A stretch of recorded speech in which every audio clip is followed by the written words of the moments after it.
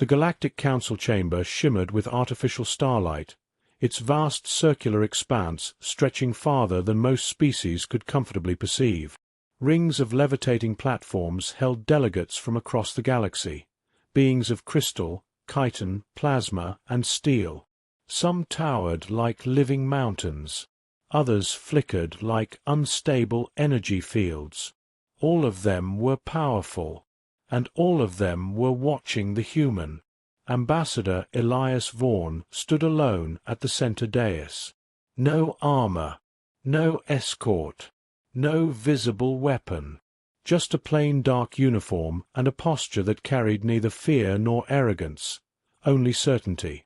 A low murmur rippled across the chamber, transmitted in dozens of languages at once. Fragile species, still bound to a Class 12 death world. They survived by accident, not design. Elias let the noise pass through him like wind against stone. When he finally spoke, his voice was steady, but it cut cleanly through the layered translations and ambient hum. This is Earth's final warning. Silence followed. Not respect, curiosity. Several delegates leaned forward. Others recorded. A few simply observed, as one might study an animal attempting speech. Elias continued. Withdraw your fleets from the Sol system. Cease all expansion toward our territory. Stand down your forward positions. He paused, letting the words settle. Or we will respond. For a heartbeat, nothing happened. Then the chamber erupted in laughter. It wasn't subtle. It was not diplomatic. A towering crystalline entity from the Xyrix Dominion shimmered violently with amusement. Respond? With what, Ambassador? Chemical propulsion and kinetic toys. A mechanized intelligence pulsed cold blue light. Humanity possesses no interstellar fleet capable of meaningful resistance. Your projections confirm extinction within 72 of your standard hours. More voices joined. Your species barely escaped its own gravity well. You mistake survival for strength. You are not a threat. Elias did not flinch. You've studied our technology, he said calmly. You've mapped our infrastructure, analyzed our weapons, and predicted our limits. The council chair, a massive, many-eyed organism suspended in a field of shifting gravity, leaned forward. And have we erred? It asked. Elias met its gaze without hesitation. Yes. A subtle shift moved through the chamber. You measure power in fleets, Elias continued, in energy output, in the size of your weapons and the reach of your empires. That is power, the chair replied. Elias shook his head. That is scale. A faint stillness crept in. We measure power differently, he said. We measure it in survival. The word lingered. We evolved on a world where everything tries to kill us, Elias went on. Gravity that crushes our bodies. Predators that hunt us relentlessly. Environments that freeze, burn, poison, and starve. Extinction events are part of our planet's history. A few delegates stopped recording. We are not the strongest species, Elias admitted. We are not the fastest. We are not the most advanced. He took a single step forward. But we are the ones who keep going. The chamber dimmed slightly, as if reacting. We adapt, he said. Not over centuries. Not over generations. Another pause. But in real time. The council chair's many eyes narrowed. Adaptation requires time, it said. And war has already begun. Elias nodded once. Yes. A flicker of something unfamiliar passed through several delegates. Unease. You believe this is a threat, the chair said. Elias's expression didn't change. "No," he replied quietly. "It's a warning." And for the first time since he entered the chamber, the laughter did not return. The council did not deliberate long. To them, the human's warning was not a strategic concern. It was a curiosity, a final reflex of a species facing inevitable correction. Within hours of the ambassador's departure, orders were issued across multiple sectors. The Sol system was to be contained, then pacified, then absorbed. Council fleets translated into the outer edges of the system with flawless precision. Warships of impossible scale slipped out of folded space, their hulls gleaming with layered shielding and weapons that had ended civilizations long before humanity had discovered electricity. Commanders observed their target with detached confidence. "Primitive electromagnetic chatter detected," one officer reported. "No unified defensive coordination." "Expected," another replied. "Proceed with Phase 1. The first strike was surgical. Orbital defense grids vanished in coordinated bursts of silent light. Human satellites, thousands of them, blinked out almost instantly, their systems overwhelmed before they could transmit a full distress signal. Lunar installations were reduced to molten scars across the moon's surface. Earth, blue and fragile below, turned slowly in the void. "Resistance negligible," came the update. "Advance to atmospheric suppression." Energy arrays began to align, targeting key infrastructure, communication hubs, military centers, industrial zones. It was a familiar pattern, one the Council had executed countless times. Break coordination. Induce panic. Force surrender. But something was wrong. "Where are the transmissions?" a commander asked. Silence filled the channel. "No global distress signal," an analyst replied.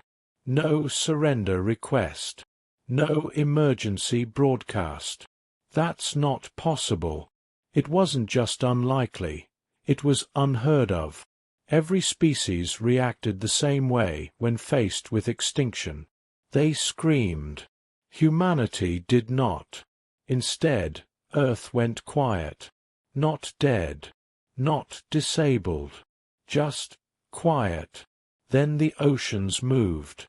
Sensors struggled to interpret the sudden surge of activity beneath the planet's surface. Deep-sea regions lit up with heat signatures, massive, coordinated, and previously undetected. "Unknown activity," an officer warned. What kind of activity?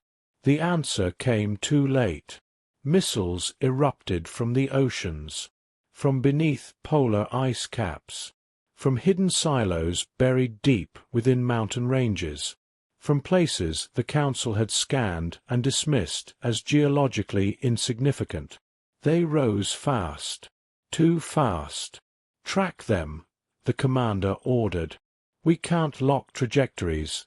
They're changing mid-flight." The first impacts came seconds later. Council interceptors deployed countermeasures, but the human projectiles didn't behave like anything in their databases. They adjusted, split, retargeted. Entire squadrons vanished in controlled bursts of kinetic destruction. "What are these weapons?" one officer demanded. "No match in known systems," came the reply. "They're adapting to our defenses." "That's impossible." But the data didn't lie. Human weapons shifted frequencies to bypass shields, altered velocity to evade interception, rewrote targeting solutions in real time. "They're learning," someone whispered. The commander's tone hardened. "Recalibrate shields. Increase response output." The fleet adjusted. For a moment, the advance stabilized. Then the second wave hit. Different. Faster. Deadlier. "They've already improved," the analyst said, disbelief creeping into their voice. Based on our last countermeasures. A silence spread across the command deck. On Earth, billions of minds were watching. Every strike, every failure, every success, feeding data into systems designed not just to fight, but to evolve. Within hours, Council ships that had dominated entire sectors were losing formation. Their predictive models failed. Their superior technology, once unquestioned, began to fall behind. Requesting updated directives, the commander transmitted urgently. But across the fleet, the same message echoed. Confusion, disruption, loss. And still, no message came from Earth. No demands, no threats, only action. For the first time in generations, the Council realized something unthinkable. This was not a containment operation. This was a war, and humanity had already adapted to it. The Galactic Council had faced resistance before. Entire civilizations had risen against them. Briefly, some had possessed advanced weaponry, others unmatched numbers, a few even desperate ingenuity. But all of them shared one fatal flaw. They fought to win. And when victory became impossible, they broke. Humanity did not. Escalate, the Council Chair ordered, its many eyes burning with cold resolve. Deploy full-spectrum suppression. End this. Across the void, reinforcements arrived. Dreadnoughts the size of cities. Carrier swarms capable of blotting out entire orbital zones. Weapons designed not to conquer, but to erase. These were not tools of war. They were instruments of certainty. The second wave descended on Sol like a collapsing star. Space itself seemed to fracture under the strain. Energy beams carved through orbital debris, annihilating anything that moved. Entire regions of near-Earth space became lethal storms of radiation and shrapnel. Human defenses faltered. Satellites that had survived the first assault were obliterated. Defensive platforms were overwhelmed. Even the adaptive missile networks struggled to respond to the sheer scale of destruction. On the surface, cities burned. Shock waves rippled across continents. Power grids collapsed under targeted strikes. Skies lit with streaks of falling fire. For a moment, the Council regained control. Enemy resistance declining, one commander reported. Adaptive response slowing. Of course it is, another replied. They've reached their limit. The chair watched in silence as projections shifted toward inevitable victory. This is the end, it declared. But humanity had not reached its limit. It had only reached its threshold. Instead of retreating, humanity advanced. At first, the Council thought it was a miscalculation. Then the new contacts appeared. Unidentified vessels entering combat zone, an analyst reported. Source. A pause. Earth. That's impossible. Their production capacity was neutralized. It wasn't enough. From the depths of Earth's oceans, from beneath continents, from facilities hidden far beyond anything the Council had mapped, new ships emerged. They weren't elegant. They weren't uniform. But they were effective. And they were arriving fast. How many? The commander demanded. The analyst hesitated. Increasing. Factories the Council never detected roared to life. Entire industries shifted in hours. Civilian infrastructure became military production lines. Autonomous systems assembled hulls, weapons, and engines at a rate no interstellar empire had ever achieved. They're mobilizing their entire planet, someone said. No, another corrected. voice tight with realization. They've already done it. Every resource, every network, every mind, unified, connected, learning. The first of the new human ships entered combat, and were destroyed within seconds. But their destruction wasn't failure. It was data. The next wave lasted longer. The wave after that, longer still. They're improving with every loss, the analyst whispered. Adaptation curve? The commander asked. Exponential. The council fleets adjusted tactics, cycling through strategies that had crushed dozens of advanced species. Each one failed faster than the last. Human ships began predicting movements before they happened. Weapons struck not where targets were, but where they would be. Defensive systems adapted mid-impact, reducing previously devastating attacks to manageable damage. "This is not warfare," one officer said quietly.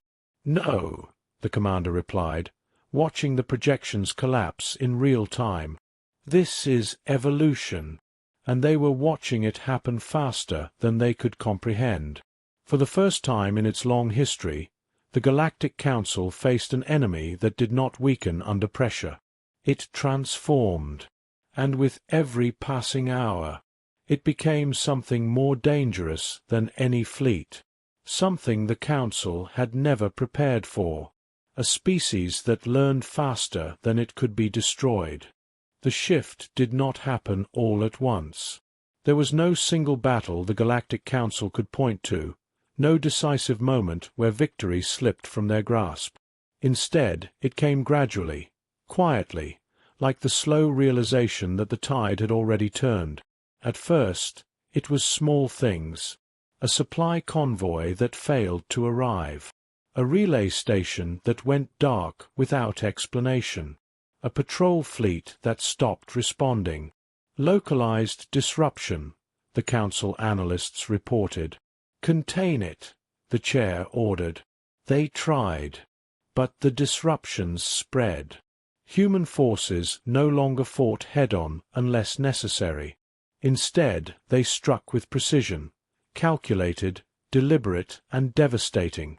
They targeted logistics, not just warships. Infrastructure, not just weapons.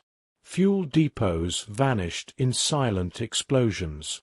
Communication arrays were infiltrated, then turned against their own networks.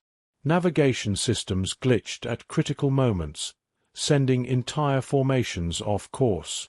"They're not engaging us directly," a commander observed. "They don't need to," another replied. Because for every fleet the Council deployed, humanity dismantled the systems that supported it. And without support, even the strongest fleet became vulnerable. "Reinforce outer sectors," the chair commanded. "Establish secure fallback positions." But there were no secure positions anymore. Every jump route the Council relied on became compromised within hours. Every encrypted channel was breached or mimicked. Every strategy they deployed was countered, faster each time. "They're predicting our movements," an analyst said. "No," came the quiet response from another. "They're learning them." The difference mattered. Prediction could be wrong. Learning only improved. Panic, true panic, began to spread through the Council ranks. This was not supposed to happen. They were the dominant force in the galaxy. Their fleets had crushed rebellions, erased threats, and enforced order across thousands of systems. No species had ever pushed them back. Until now. "Report from Sector 9, a voice called out. "Outpost lost. No survivors." Sector 12, same result. Sector 15, fleet surrendered. The chamber filled with overlapping transmissions, each one worse than the last. "They're surrendering?" the chair demanded. "Yes," came the reply. Human forces offered terms. What terms? A pause. Survival. Silence fell. Humanity was not annihilating every target. They were choosing. Strategically. Deliberately. Outposts that resisted were destroyed with ruthless efficiency. Those that surrendered were spared, disarmed, isolated, and left intact. "They're controlling the battlefield," one council member whispered. "No," another corrected, voice trembling. "They're controlling the war." The realization hit harder than any weapon. This was no longer a conflict the council could win by force, because force was no longer the deciding factor. Adaptation was, and humanity had mastered it. "Order a full retreat," the chair said at last, its voice strained. Across the galaxy, council fleets began to withdraw, breaking formation, abandoning positions, pulling back toward safer territory. But retreat required coordination, and coordination required stability. Humanity denied them both. Every attempt to regroup was met with disruption. Every fallback point was already compromised. Human forces followed relentlessly, not with overwhelming numbers, but with unyielding pressure. They didn't chase blindly. They guided, steered, cornered, like predators that had learned not just how to hunt, but how their prey would run. And then, for the first time since the war began, humanity spoke. A single transmission burst across every known frequency. It bypassed encryption, ignored barriers, appeared simultaneously on ships, stations, and worlds alike. The image resolved slowly. Ambassador Elias Vaughn stood once more at the center of the frame, calm, unshaken, unstoppable. "You were warned," he said. "No anger, no triumph, just truth." And this time, no one laughed. The Galactic Council chamber no longer shimmered with confidence. The artificial starlight still glowed overhead, but it felt dimmer now, muted by the weight of silence that filled the vast circular hall. The same delegates were present, the same species, the same seats of power. But everything had changed. Where there had once been arrogance, there was hesitation. Where there had been certainty, there was fear. And at the center once more stood a human. Ambassador Elias Vaughn appeared not in person this time, but as a projection, broadcast directly into the chamber, bypassing every system the Council had once trusted as secure. No one questioned how. No one asked, because they already knew the answer. Humanity had learned. The Council chair leaned forward, its massive form less imposing than before. Its many eyes no longer burned with authority, but flickered with something unfamiliar.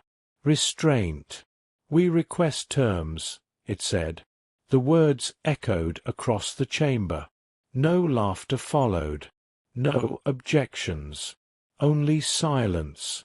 Elias regarded them calmly, his expression unchanged from the day he had first stood before them. "You invaded our system," he said. "You ignored our warning. You chose escalation." The chair lowered slightly. "We acknowledge our error." A ripple passed through the gathered delegates, not disagreement, but discomfort. Admitting fault was not something the Council had done in living memory. Elias took a slow breath. "You measured us by your standards," he continued. "Fleet size, weapon yield, territorial reach." His gaze sharpened. "You thought we were weak because we had not conquered the stars." No one spoke. "But while you were expanding," Elias said quietly, "we were surviving." Images began to appear around him. Earth's storms, its oceans, its deserts, its history of conflict and resilience. A world that refused to be tamed, and a species that refused to be erased. "We learned to endure," he said. to adapt, to rebuild faster than we were broken. The projections shifted. Council fleets falling, outposts surrendering, supply lines collapsing. And when you came for us, Elias finished, we did what we've always done. He paused. We adapted. The chamber felt smaller now. What are your terms? The chair asked again, more carefully this time. Elias did not hesitate. You will withdraw from every system you have taken by force. You will dismantle your forward war fleets. And you will never again approach Earth, or its allies, with hostile intent. A murmur spread, quieter than before, but tense. One delegate, a towering armored being from the outer sectors, spoke despite itself. And if we refuse? Every eye turned. Elias met its gaze. Then we finish what you started. There was no anger in his voice, no threat, just certainty. And that made it far worse, because now they understood. This was not a species that bluffed. This was not a species that postured. This was a species that learned, that adapted, that endured, and if necessary, that would end them. The chair slowly lowered itself further, a gesture that had not been seen in the council for millennia. We accept your terms. The words felt heavy, final. Across the chamber, one by one, the delegates followed, bowing, dimming, lowering in their own ways. The rulers of the galaxy, submitting. Elias watched them in silence. No victory speech came, no celebration, because for humanity this had never been about domination, only survival. And as the transmission ended, a single truth settled across the stars. The galaxy no longer feared the most powerful fleets. It feared the species that could become something stronger with every battle. Humanity.